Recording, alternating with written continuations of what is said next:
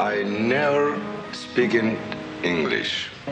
This first much I speak. Little tragedy pour le Pushkin. Чуть помедленнее, кони, чуть помедленнее. Hello my friends! Today we'll take another trip around Moscow. This time we'll try to find interesting places along Taganskaya Street. Taganka lives its own dynamic and colorful life. Here you can meet art and theater lovers. It is also loved by young people. Every corner of the street is steeped in history. Right in front of us, opposite the metro exit, is the famous Taganka Theater, which has gained a reputation as the country's most avant-garde theater, primarily thanks to its chief director Yuri Lyubimov and poet, singer and actor Vladimir Vysotsky. Now I would like to tell about this outstanding person. The museum of Vladimir Vysotsky is imbued with the spirit of this great man.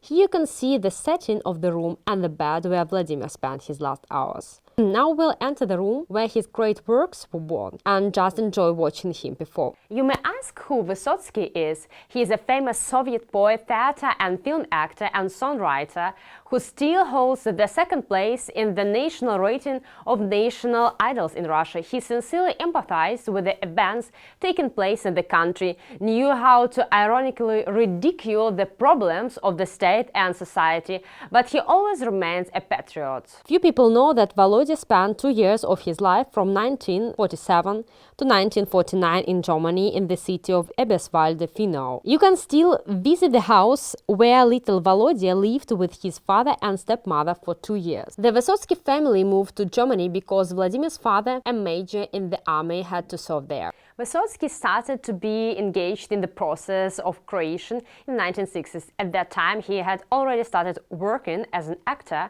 and wrote poetry. Shortly after, Vysotsky's songs were used in many popular Soviet films, one of which is Ivan Vasilievich Changes His Profession. In 1979, journalist Valery Perevozchikov interviewed Vladimir Vysotsky, in which the bard told about himself. Vysotsky said that the desire to constantly work and feel inspiration is a feature of his personality. Happiness for him was expressed in traveling with a loved one. It didn't matter for him where to go with a loved person, to another country or to the soul of another person. The most important question he asked himself was how long he would stay alive. It seems that he wanted to achieve his most desirable goals before the death, and he managed to do it. Vysotsky's friends noted his high ability to work. When he was in a creative rush, he slept little, wrote sheets from top to bottom on one side, and over the first version he scrolled the sheet with corrections. Volodya never read poetry as a text without music. He always worked out the details. Only then the song came to life. I would like to add that Vysotsky's theatrical performances became popular and recognizable because of the role Hamlet. Vladimir was proud that he played Hamlet at exactly the age determined by Shakespeare, and for 10 years he was the only performer of this role. Hamlet for Vysotsky was more than just a role, just as many of the songs were more than just songs. It was a life in a race against time.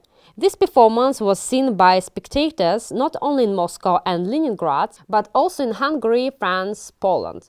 This role has been played 218 times. By the way, this performance received several prizes. For example, in 1977 in France, it was awarded the highest prize of French critics as the best foreign performances of the year. Since 1973, Vysotsky had been living in 2 houses in Moscow and Paris, and first of all because of his wife Marina Vladi, who was at that time a popular French actress. Vysotsky was invited to the programs of French TV channels and spoke at concert venues. Vysotsky's songs were translated into French even during his lifetime. He gained big popularity in France. And in 1991, after the poet's death, Vysotsky's poetry was included in the program of the prestigious French competition for teachers of the Russian language. In 1997, the German-French TV channel showed the film Dear Volodya. Vysotsky won recognition and love not only in his homeland, but also abroad.